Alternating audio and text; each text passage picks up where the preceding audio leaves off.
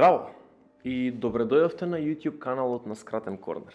Го продолжуваме серијалот за светското првенство, односно анализа на фаворитите за освојување на ова светско првенство кое што се одржува во каде? Токму така, во Катар. А конкретно денеска зборуваме за Белгија. Хеј, чекај, не каква Белгија, за Португалија зборуваме. Белгиците испаднаа во групи. Не ви се верува? Мене ми се верува. Прилично лоши беа уште пред првенството. Ајде не се правиме дека сме изненадени. За разлика од нив, ја имаме Португалија. Португалија која што влегува на првенство како еден од петте најголеми фаворити, јас би рекол. Влегува на ова првенство како репрезентација која што ја победи, нели, најмоќната репрезентација во светот, односно Македонија, во баражот за светско првенство и така си го најде патот до Катар. Ке кажете, ова можеше да биде Несторовски таму што ги забива головите наместо Бруно Фернандеш, а јас ќе ви речам нема потреба. Тој сака зимно време да си одмара.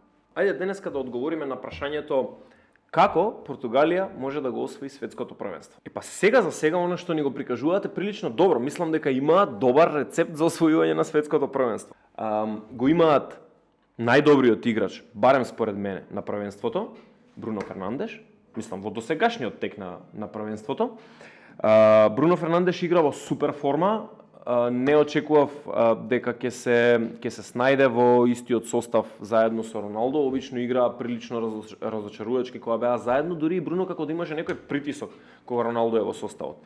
Ама сепак, еве го, дојде ова светско првенство, Бруно си ја презема таа улога која што ја имаше претходно во португалската репрезентација, односно и на реализатор и на асистент, и игра одлично. Морам да кажам, уште еднаш да напоменам дека според мене, барем по групната фаза, тој е играчот на првенството. Меѓутоа имаат еден проблем.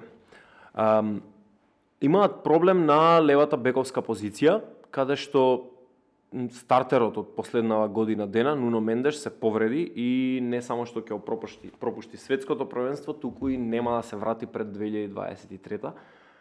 Навистина ми е жал што ја споделувам оваа вест, меѓутоа што е тука. Се надевам дека во негово отсуство ќе успеат неговите соиграчи да го направат горд. Сега, кој ќе го замени него? Го имаат решението во составот. Жоао Кансело игра на позицијата лев бек за неговиот клуб, за Манчестер Сити, иако нели во репрезентација игра на неговата матична десна бековска позиција. Што велите за оваа опција? Во остатокот од првенството Жоао Кансело оди на лев бек, а на десен бек доаѓа Диого Далот, играч кој што во последниве месец и пол фати на вистина добра форма за Манчестер Юнајтед.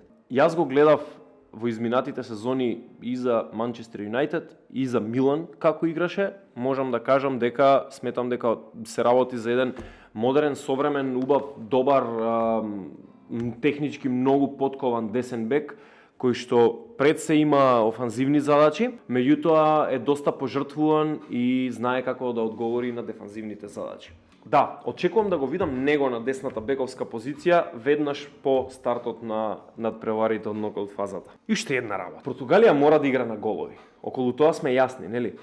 Одбраната е окей, солидна е, меѓутоа не верувам дека таа одбрана може да задржи некоја од големите репрезентации да не прими гол. Го отпишувам тоа комплет. Знаете највеќе зошто? Заради тоа што сум поучен од минатото. А во минатото, она што го видов е дека секој пат кога Фернандо Сантош ќе пробаше да ја затвори играта и да одигра тактички, да одигра да не прими гол и да одигра на трошење време, скоро секој пат успеваше да ги загуби бодовите или да го загуби над преварот, без разлика нели за што се работеше. Не игра Португалија добро тактички, мислам, ќе морам да го преформулирам ова. Не игра Португалија добро дефанзивно и не знае да тактизира. Можеби тоа е голем минус, меѓутоа за мене тоа е показател, јасен показател за тоа како Португалија треба да влезе во надпреварите. Ајде да заборавиме на продолженија и на екстра 30 минути и на пенали и на што било. Ајде да пробаме секој меч да го решиме во 90 минути. Може да ви дадам една добра причина зошто? Токму во таа репрезентација со капитенската трака и со седмица на грбот е Кристијано Роналдо, веројатно најголемиот голгетер кој што сме го виделе во нашите животи. Ова светско првенство е последна шанса за него да го освои овој трофеј, единствениот трофеј кој што му недостасува. И овој трофеј може да ја комплетира перспективата околу Кристијано Роналдо за тоа кој е најдобриот фудбалер на сите времиња. Без разлика што мислите за шансите на Португалија, уште еднаш ќе ви ги повторам факторите кои што мислам дека најмногу ќе влијаат кон шансите на Португалија за освојување на ова првенство. А тоа се: 1. Искористување на максимумот од Бруно Фернандеш. Зошто? Затоа што е многу очигледно. Е во одлична форма, сака да игра за репрезентацијата, изгледа прилично слободен, комотен во својата позиција и едноставно на ова светско првенство се му тргна. Зошто Сантош не би го искористил тоа? Така, втор фактор, кој ќе ја заземе позицијата на Нуно Мендеш. Верувам дека Гуереро не е правилното решение, верувам дека правилното решение би било многу повеќе Жоао Кансело да се пресели на таа лева бековска позиција и Диого Далот да дојде на десната бековска позиција. Се надевам дека нема да има никакви проблеми со повреди дополнителни, барем во португалскиот состав, додека да излезе ова видео, бидејќи навистина ми е жал што тогаш ќе испадне погрешна анализата.